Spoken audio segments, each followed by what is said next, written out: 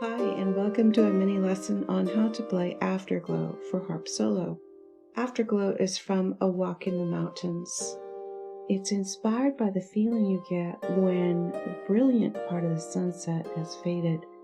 Night is falling, it's becoming twilight, and everything just feels hushed and content. Afterglow is a short piece. It's only one page in 3 flats. And can be played very slowly, so it's appropriate for times when you need a meditation piece.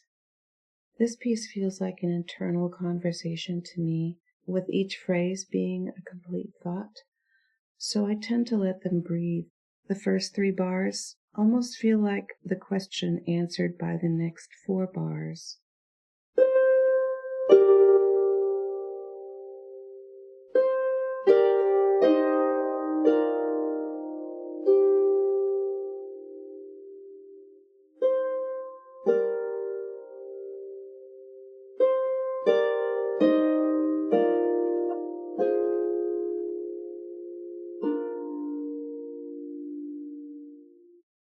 I would encourage you to find your own imagery that helps you feel this piece. Maybe for you, a single candle in a dimly lit room gives you the feeling of hush.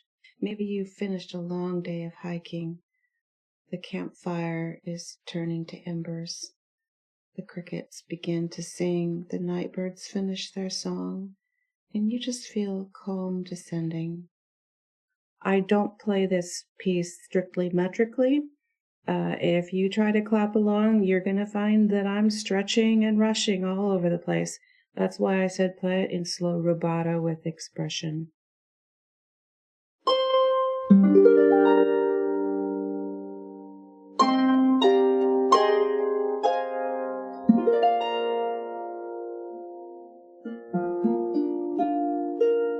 In playing this piece, I chose a lot of different fingerings for the left hand, sometimes using finger 2 to make the sound project more.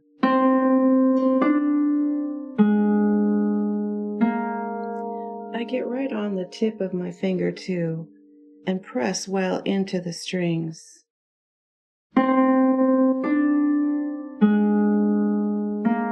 It's a little bit more of a harsh sound than you would normally choose, but sometimes I like that for effect. Other times a softer tone is achieved with the thumb. It has kind of a fuzzy nature to it, which I like.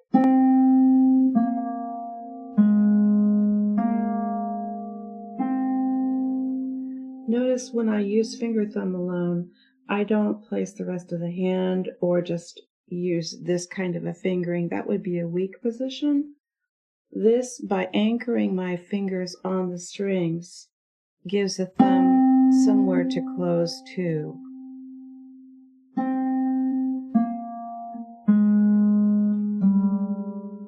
And it's a lovely, round, softer tone. Of course, there's a lot of harmonics in this piece. This harp that I'm using, for some reason, I struggle to get good harmonics with it. So I've used a Sharpie and marked my strings to help me find them in a hurry.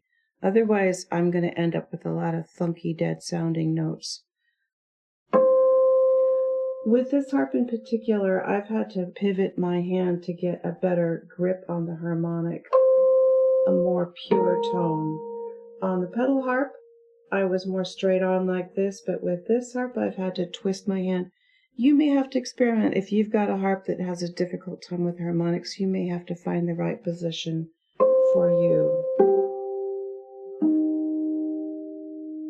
Also in this piece, I have specifically called for some chords to be rolled from the bottom, starting with both hands at the same time.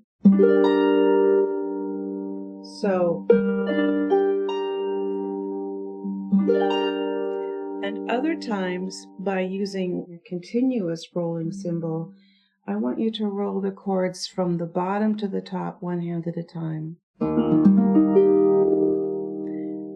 And it's up to you how long you take to do this. You can make it a full out arpeggio.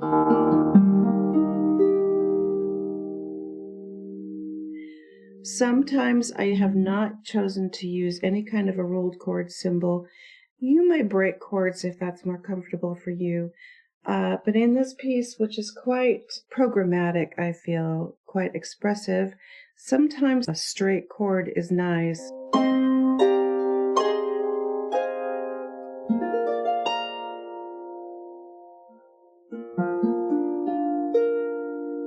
In measure 22, it's a buzz festival. I admit, I have a hard time playing. Hear it? I practice really hard.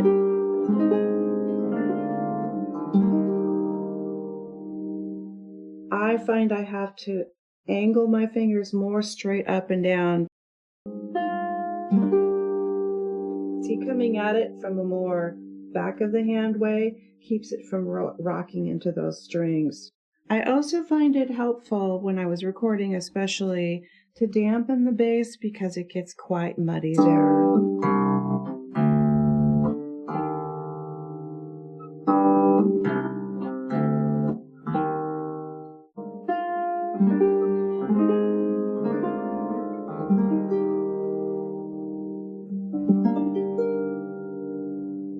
Now reach out nice and far for that chord in the right hand.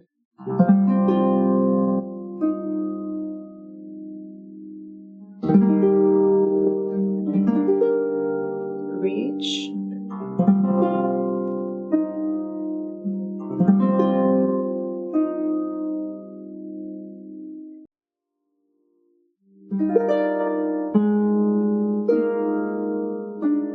Listen for these internal voices in measure 33.